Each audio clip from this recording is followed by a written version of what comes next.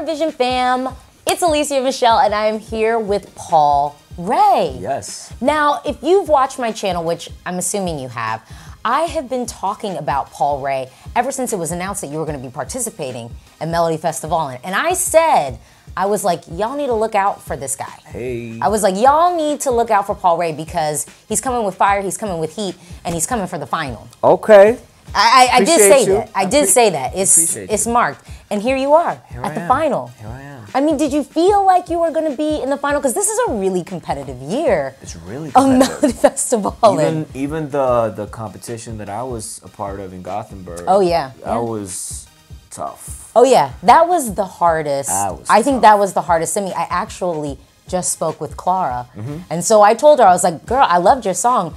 And that semi was scary. That semi was scary because she got over 950,000 Oh, votes. yeah. Oh, and yeah. she still got eliminated, which is insane. She had a really strong song, Oh, really yeah. strong performance. Yeah. And everybody that went through were all in the finals. Yeah. That's insane. That's insane. So Gothenburg was tough. The duel and the second chance, that was tough. That was tough. They did not make this easy for you this year. Man. They really did not. But I'm persevering. I'm here. I survived all the hurdles, and I'm very appreciative to be here. Your background is Finnish and Chilean? There you go. Okay, that's an interesting mix. It is. What does that mean? It means pretty much that my parents met in my hometown, Lund, university city, and there's a lot of students from abroad that meet there. Okay. So you got a Finnish student that is studying some stuff in Lund. You got a Chilean student that was living in Paris but studying stuff in Lund. There's the mix. All right, and I kind of read online like that you sort of had a little bit of like a musical family, like your mom. Yeah, my mom, sings and stuff. So yeah, did you? Now, were you one of those kids where it's like, I'm gonna have to like force my child to like have piano lessons, or did you sort of embrace it at first? No, it was you got to do this. You got to do something. She said, because like it's a part of education. She said because the way the brain evolves from learning both new languages and music instruments is just like, well, no, it's gonna help you in every part of life. So no matter what, it was just some part of instrument, some kind of instrument. So I started playing piano when I was 6. My brother is 3 years older, and he was also playing piano, but, you know, he's 3 years older, so he was way better. Okay. So me being competitive, I'm like, this is not fun, man. He's too good, and I'm not that good. And so I switched after a while and started playing guitar and drums. Okay. So music has always been a part of my upbringing. Yeah. So do you feel like music was definitely always going to be your path? Like, I mean, why choose music sort of as a career path? Because some people love to do it and just be a hobbyist. Yeah. But you've taken it on. It can be tough too. Yeah, I think I was also performing at an early age, at like 8 years old, at like all the different school seminars or whatever it's called, at the ending concert of every year. I was doing that at an early age, and then I started writing and creating music when I was 13 or 14. So it was pretty early, and at 13 I really wanted to be an artist. That's when I knew, like, no, I wanted to do music. Okay. Yeah. And it's interesting because you actually have the experience of being both a performer and a songwriter. And like, what is that kind of like, you know? I mean, for this song that I wrote, Surface, with Ellen Benedictson and Simon Peyron, I didn't write it like for somebody else. It was just like we were doing a duet. I was the guy, she was the girl, and it became a really strong song, and I really liked it a lot. And then I got the news that I was accepted into Melodifestivalen. We're talking in my sleep, and like October maybe, and then November. I got the news that they were taking Surface also into the competition, which is really cool because the window that you get from Melodifestivalen is like awesome. So I was really happy for the song, but you know, I was doing that songwriting wise as much as being an artist in the song. So it was so to me that was similar, but otherwise when you're doing songwriting for other artists, it's really nice because you get to have a different mindset. You can say stuff that you otherwise would be like, well, I wouldn't say that, but then this artist would. So songwriting is a really fun way to just be creative and try different stuff.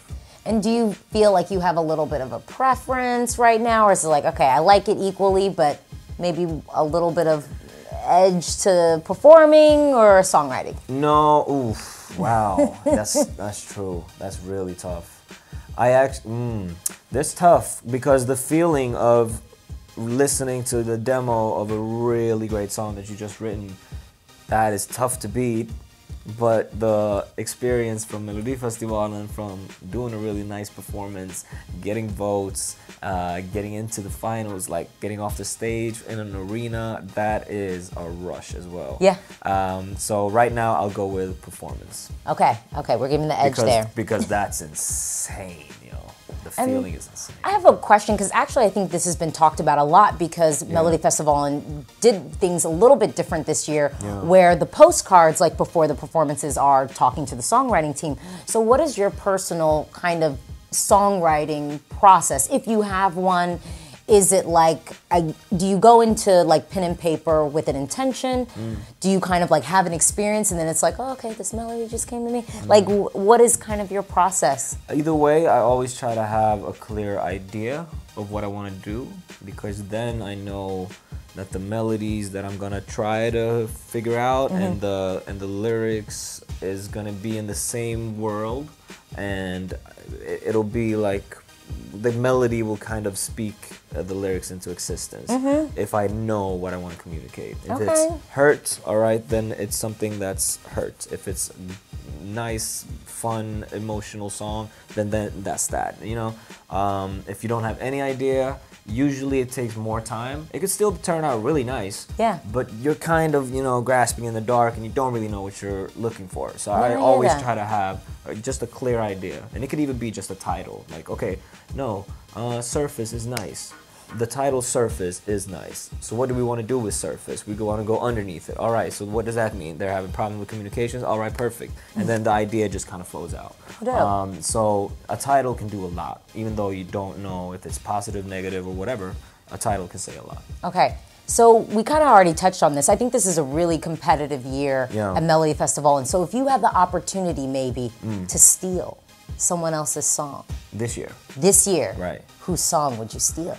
Like, there's one song that I love that I wouldn't steal, and I'll tell you why. Okay. Troubled Waters, I love it. I wouldn't steal it, because that's a tough song to sing. It is a very hard song. That's a tough one to sing. So I love it, but I wouldn't do it just because, that's too much. We can drop it down an octave. Maybe. We can take it down. But it's still so dynamic, yo. He starts off the verses low, and then he goes all the way up. He takes the top elevator up. Oh yeah.